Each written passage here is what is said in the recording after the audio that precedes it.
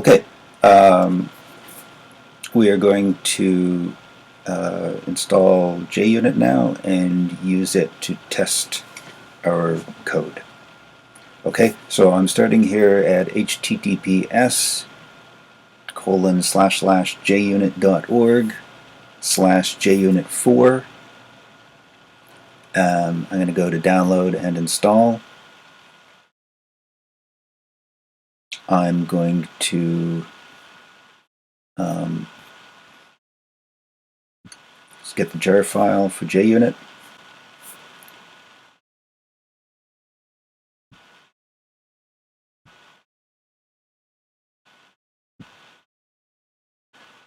I'm going to go back, not that far, go back, get the jar file for Hamcrest.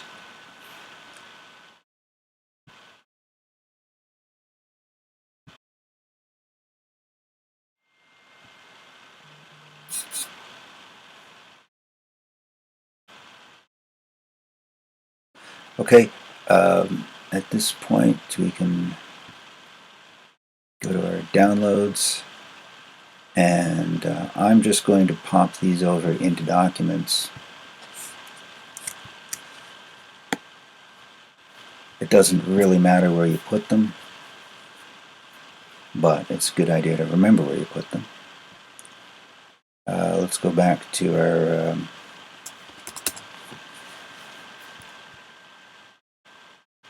we'll go back to our command prompt.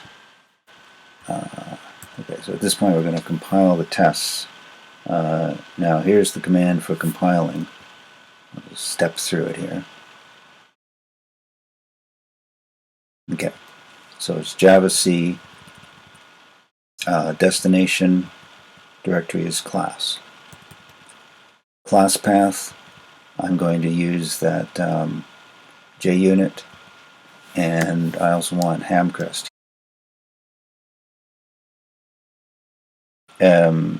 Now the source path,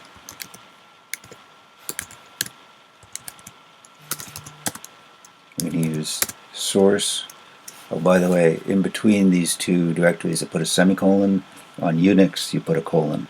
Okay, same thing here for path. I'm going to use src and also tst src. And finally, the files I want to compile src /eol/eol.java, and all the files in the test source under EOL, and all the tests are directly there, so I'll just say star.java.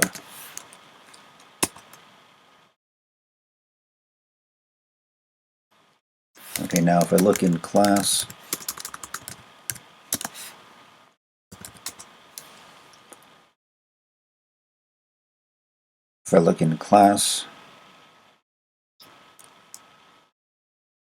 I see all my test files here. Okay, now we want to run the tests. Okay, so at this point what I want to do is run Java, and I've got the whole command here, so I already ran it, so I'm just going to walk through it instead of typing it all in. So it's Java-CP, that's the class path. I've got the class files that I just compiled from my project.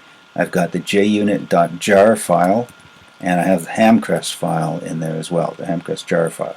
So jar files are basically collections of Java class files. If you rename a jar file to .zip, you can unzip it and you will see that it's just a zip file with class files in it. Now I'm going to use the command, main program that I'm going to use is called org.junit.runner.junitcore, and as an argument I'm going to give it the name of the test class that I want to run. So the test class I'm going to run first is eol.constants. This one should pass. So I'd run that, and it runs 3 tests, and at the bottom line there's a bit of output from those tests. At the bottom line it says okay, 3 tests. Let's try it again, and I'll try something that isn't going to work. Alright, ifs. Alright. So eval.ifs is the name of this class, and there we go. So here we had 4 tests and 4 failures, and in every case the failure is going to be some kind of parse error because the parser doesn't know what to do with keyword if. Okay, so at this point we can start really in earnest working on the JJ file and trying to get the test to pass.